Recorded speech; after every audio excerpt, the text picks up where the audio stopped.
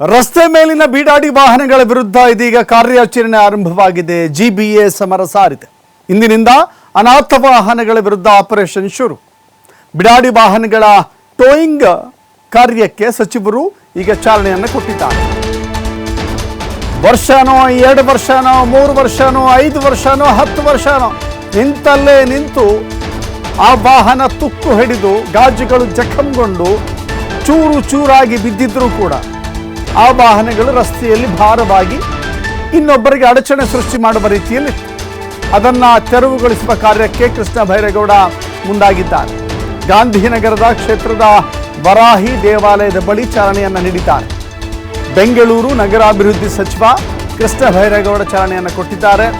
Sticker ಅಂಟಿಸಿದ್ರೂ ಕೂಡ ವಾಹನವನ್ನು ತೆರವು ಮಾಡಿಲ್ಲ ವಾಹನ ಮಾಲೀಕರು. ಹೀಗಾಗಿ ಇಂದಿನಿಂದ ರಸ್ತೆಗಳ ಮೇಲೆ ನಿಂತಿದ್ದಂಥ ವಾಹನಗಳನ್ನು ಟೋಯಿಂಗ್ ಮಾಡ್ತಾ ಇದ್ದಾರೆ. ಅನಗತ್ಯವಾಗಿ ರಸ್ತೆಯಲ್ಲಿ ಸಂಚರಿಸುವ ಜನರಿಗೆ ಕಿರಿಕಿರಿ ಉಂಟು ಮಾಡುವಂಥ ವಾಹನಗಳಿವು. ಯಾರು ಮಾಲೀಕರಿದ್ದಾರೋ ಆ ಮಾಲೀಕರು ವಾಹನಗಳನ್ನು ತೆಗೆದುಕೊಂಡು ಹೋಗಿ, ಇಲ್ಲವಾದರೆ ನಾವೇ ಆ ವಾಹನಗಳನ್ನು ಹರಾಜು ಹಾಕಿ ಮಾರಾಟ ಮಾಡ್ತೇವೆ ಅಂತ ಹೇಳಿ ಎಚ್ಚರಿಕೆಯನ್ನು ಕೊಡುವುದು ಮಾತ್ರವಲ್ಲದೆ ಆ ವಾಹನಗಳಿಗೆ ಸ್ಟಿಕ್ಕರ್ ಅಂಟಿಸುವ ಕೆಲಸವನ್ನು ಮಾಡಿತು. ಜೊತೆಗೆ ಸಂಚಾರಿ ಪೊಲೀಸರು ಆ ವಾಹನಗಳಿಗೆ ಲಾಕ್ಗಳನ್ನು, ಆ ವೀಲ್ಗಳಿಗೆ ಲಾಕ್ಗಳನ್ನು ಕೂಡ ಹಾಕಿದ್ರು. ಎಷ್ಟು ಬೇಜವಾಬ್ದಾರಿ ಜನ ಇದ್ದಾರೆ ಅಂದರೆ, ನೋಟಿಸ್ ಅಂಟಿಸಿದ್ರು, ಇಷ್ಟೊಂದು ಪ್ರಚಾರ ಇದ್ರು, ನನ್ನ ವಾಹನ ಬೀದಿಯಲ್ಲಿ ಬಿದ್ದು ಇನ್ನೊಬ್ಬರಿಗೆ ತೊಂದರೆ ಕೊಡ್ತಾ ಇದೆ ಅಂತ ಗೊತ್ತಿದ್ರು ಆ ವಾಹನವನ್ನು ತೆರವು ಮಾಡದೇನೆ ಬೇಜವಾಬ್ದಾರಿ ತೋರಿದ್ದಾರೆ ಜನ. ಇಂಥ ಬೇಜವಾಬ್ದಾರಿತನಕ್ಕೆ ಸರ್ಕಾರ ಈಗ ಸರಿಯಾದ ಹೆಜ್ಜೆ ಇಟ್ಟಿದೆ.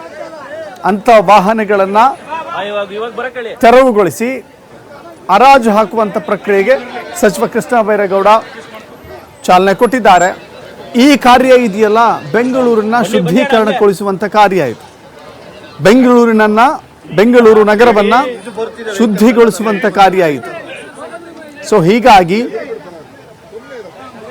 ಈ ಕಾರ್ಯಕ್ಕೆ ಅನೇಕ ಜನ ಮೆಚ್ಚುಗೆಯನ್ನು ವ್ಯಕ್ತಪಡಿಸಿದ್ದು ಮಾತ್ರವಲ್ಲದೆ ಬೆಂಬಲವಾಗಿ ಅನೇಕ ಕಡೆಗಳಲ್ಲಿ ಪೋಸ್ಟ್ಗಳನ್ನು ಕೂಡ ಹಾಕಿಕೊಂಡಿದ್ದು.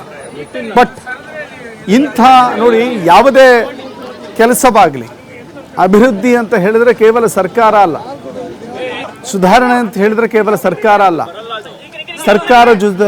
ಸರ್ಕಾರದ ಜೊತೆ ನಾವು ಒಬ್ಬ ಜವಾಬ್ದಾರಿಯುತ ನಾಗರಿಕರಾಗಿ ಹೇಗೆ ಸ್ಪಂದಿಸ್ತೀವಿ ಅನ್ನೋದು ಕೂಡ ಮುಖ್ಯವಾಗುತ್ತೆ.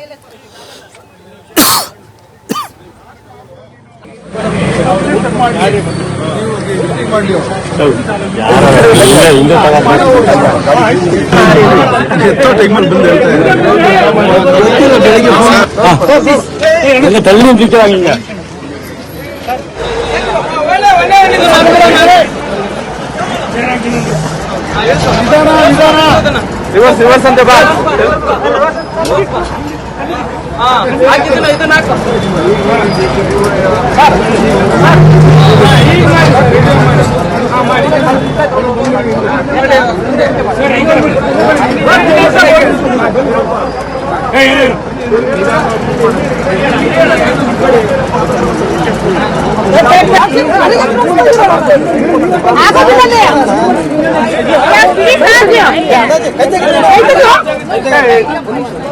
ಕೈ ಬಿಡೋದು ಕೈ ಹಿಡ್ಕೊಂಡು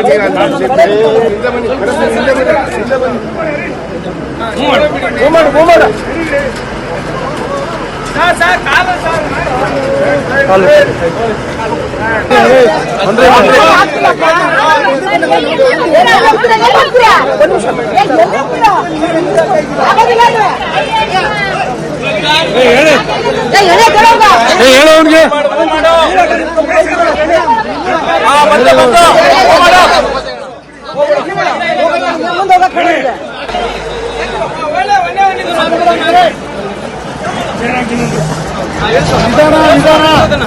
ರಿವರ್ಸ್ ಅಂತ ಬಾ.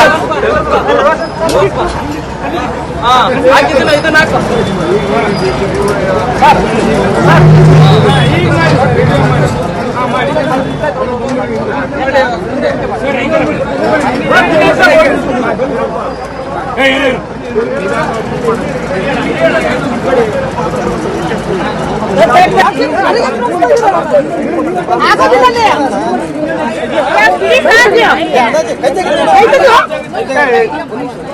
ಕೈ ಬಿಡೋದು ಕೈ ಹಿಡ್ಕೊಂಡು